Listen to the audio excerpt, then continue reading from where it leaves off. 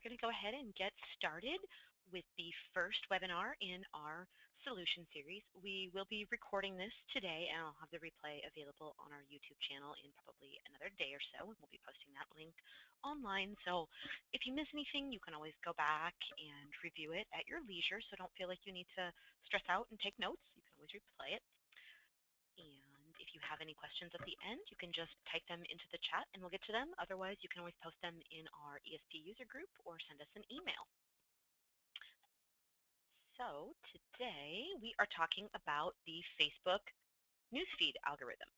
You know, it's a very confusing thing where we all have questions about, so I'm going to go through a little bit about that. Obviously, this is a little bit secret to Facebook in that they don't actually publicize every detail of what goes into their algorithm, but from what we can tell, this is essentially what happens in order to determine what shows up in everyone's newsfeed. So what is the newsfeed algorithm? It's what Facebook uses to decide which post to show within a given Facebook user's newsfeed. There's a lot of posts that Facebook has the option to show everyone, and so if they were to attempt to show every single person, every post from every one of their friends and every page that they're a fan of, it could get very overwhelming very quickly. So I want you to look at some of these numbers here. So an average Facebook user has 338 friends. They like 70 pages. And every minute on Facebook, 510 comments are posted, 293 statuses are updated, and 136,000 photos are uploaded. So what does that mean? That each user has an average of 1,500 to 15,000 posts per day available to show up within their newsfeed. But the newsfeed's only going to show them around 300 posts. Now, that doesn't mean that they're going to scroll all the way through their newsfeed and see all 300 of those, but that 300 of them on average are what's going to show up within their newsfeed. So it shows you the amount of content that's created on Facebook and that's available to be shown to every single user. And since everybody has different friends and different pages, that's obviously unique. And what Facebook does is it tries to determine which things each person is going to find the most interesting, which ones they're going to be the most likely to interact with.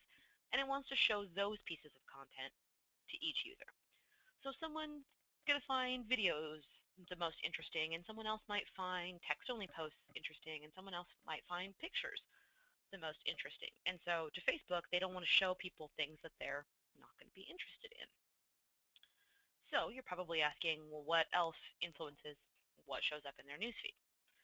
And there's thousands of different things that Facebook takes into account, and I just want to go over a few to give you an idea. So one of the major ones is how often that particular user likes a post from a given person or page. The more often they click like on a post by that person, the more likely Facebook is to show them more content from that person or page. Also, how often that user comments on a post from that person or page. Somebody that's really interacting with your Facebook page a lot, they're commenting on all of your posts that you put up there. Facebook sees that and says, oh, well, they're obviously engaged with this. They're taking the time to go on, make a comment. I'll continue to show them more posts from that person or page.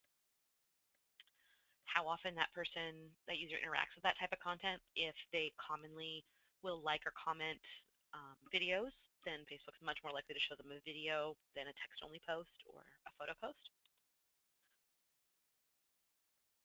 Whether that post has already gotten a lot of engagement from other users. So one thing that's interesting is Facebook will sometimes see that one of your posts is getting a lot of attention and then show it to people hours after it was first posted, or perhaps even the next day, depending on how much other people are engaging with it. So if you post something and a lot of people start liking and commenting and sharing it, you can get quite a big boost of views on that.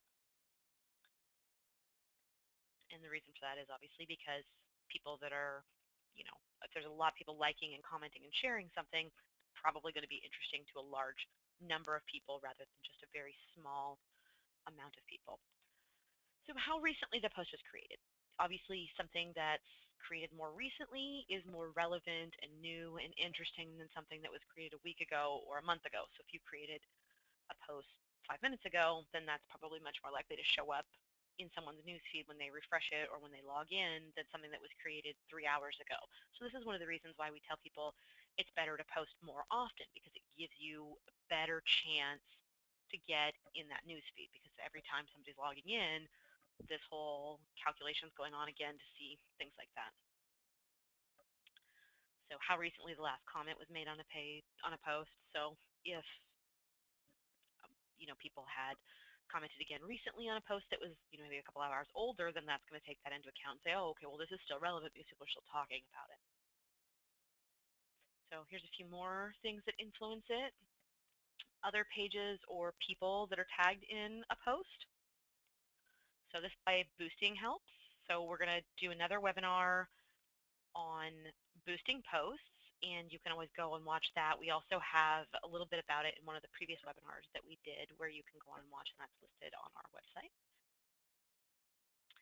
How many mutual friends there are between the user and the poster or the page. So let's say, for example, a given user, maybe 10 of their friends are also fans of your page, then it's that much more likely that they're going to be shown that content, because they can see that, oh, within their social circle, this is a pretty popular page, so it must resonate with these people.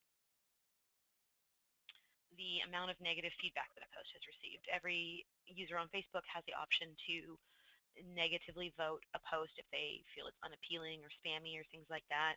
And so if for some reason a post had gotten a lot of negative feedback, then Facebook would be much less likely to show that post in the newsfeed.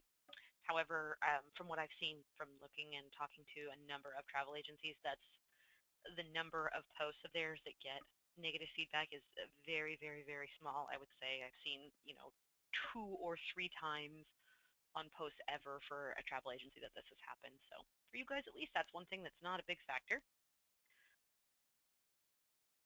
And what type of device the user is on. So Facebook may show different things in the newsfeed depending on if the user is on a mobile device or if they're on their desktop device.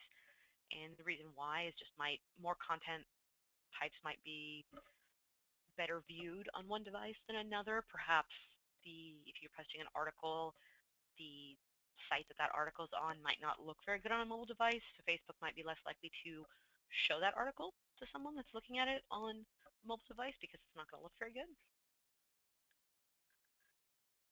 And what connection speed the user has currently. Obviously, if someone's on a really slow connection, then Facebook doesn't really want to show them a lot of posts that have videos, because those are really connection intensive. So let's take a look at some of the most popular posts within ESP, just as an example. This was the most popular throughout the universe of ESP, and it's showing why it's critical for you to interact with your clients so you can keep your posts displaying within their newsfeed. So this one got 944 shares, 205 comments, and 3,968 likes. So what this is showing you is something like a quote is going to resonate with a very large portion of your audience. So it's not just 2 or 3 people that are looking to go to this particular destination sometime soon that it's going to resonate with. Pretty much everybody can relate to collect memories, not things. So you're going to see large numbers of shares and comments and engagement on posts like that. Those are much more likely to be shown up in the newsfeed. And one of the other things I want to talk about is sometimes less is more. And this is the main thing that I want to touch on with respect to the Facebook newsfeed. We're all thinking, we want to have as many people as possible see our posts. We want to get bigger numbers, and we do this with search engine optimization. We do this with ads. We do this with Facebook. We always want more, but sometimes less really is more. So it might actually be a good thing that a smaller number of people are seeing each one of your posts, and here's why.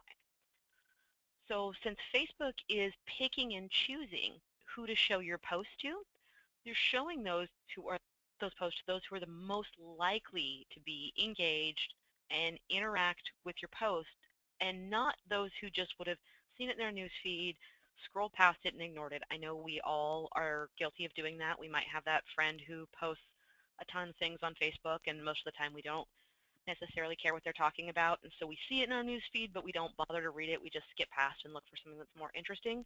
So Facebook's trying to get away from showing those people so much of your content because they're not going to read it anyways. They want to show it to those people who are going to read it and be interested and comment. So one thing also to remember is that on Facebook, your competitor is not actually another travel agency, but your competitor on Facebook is every friend that your fans have, as well as every other page that they're following. So you don't have to think so much about your competitor being another agency down the street and all of that, because chances are people who are fans of your page are not going to be following them. However, their great aunt, their cousins, their favorite brand of shoes, anything like that, those are also that are also competing within the Facebook newsfeed for that client's attention. So I know you guys probably have questions, so we'll get to that. But first, I just want to talk about some of the next one of these solution series that we're going to be talking about. So if you want to learn more, here are the next several topics that we're going to be presenting. We're going to do one talking just about hashtags. We'll be talking about Facebook boosting of posts, and we'll explain what that means, and we'll go over how to do a basic boosting of a post. And then we're going to do another one just for advanced boosting, where you get into using targeting and different elements of that to control more who your posts are going to. And again, we'll be posting all these videos on our YouTube channel. We'll make a separate channel just so you can go in and see our solution series and watch just these in case you have any questions. And if you do have other questions after this, you can always contact us at support@passportonlineinc.com or call us at 503-626-7766 and pick option 2. And so I just want to see if any of you guys had any questions. If you want to go ahead and type them into the chat. Otherwise, I would love it if you would join us on our ESP discussion group and put your questions in there. And that's a great place because you can ask questions of me or anyone else at Passport Online, or you can ask questions of your travel agency peers.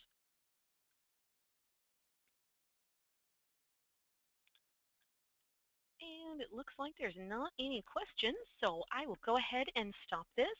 And thank you for joining, and I wish everyone having a great afternoon. Thanks.